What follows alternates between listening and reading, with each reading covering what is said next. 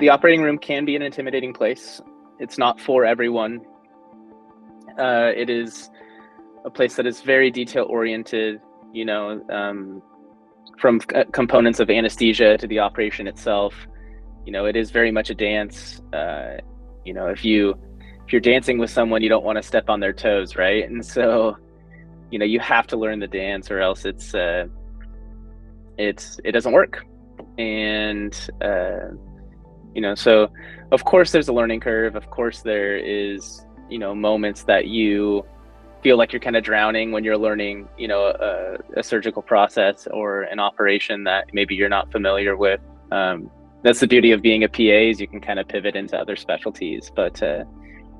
But yes, the operating room can be grueling and intimidating. I'm very fortunate and lucky to work with a surgeon who is very level-headed, very good at what he does, very composed and very communicative with what he wants out of his operations and what he wants from his assistant.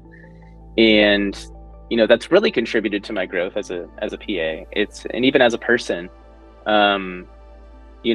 learning something that is difficult and kind of overcoming those obstacles has taught me to be very stoic and very grateful, and has really taught me a lot about kind of the world in general.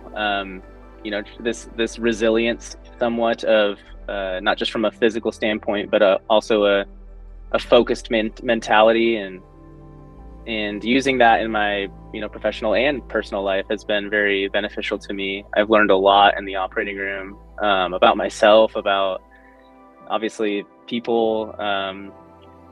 There's certain personalities that sometimes come in the operating room, and kind of being able to work with a lot of different personalities and kind of extending that into my my professional and personal life as well.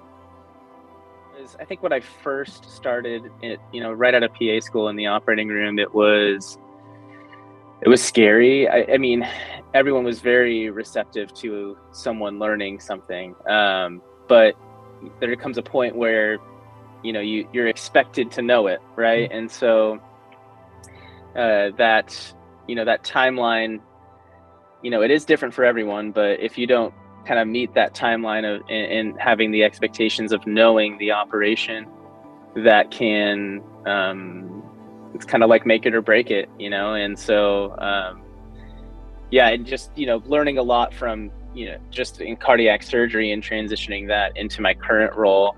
Of course there's a lot of surgical foundational knowledge you have, but it is essentially learning entirely different operation.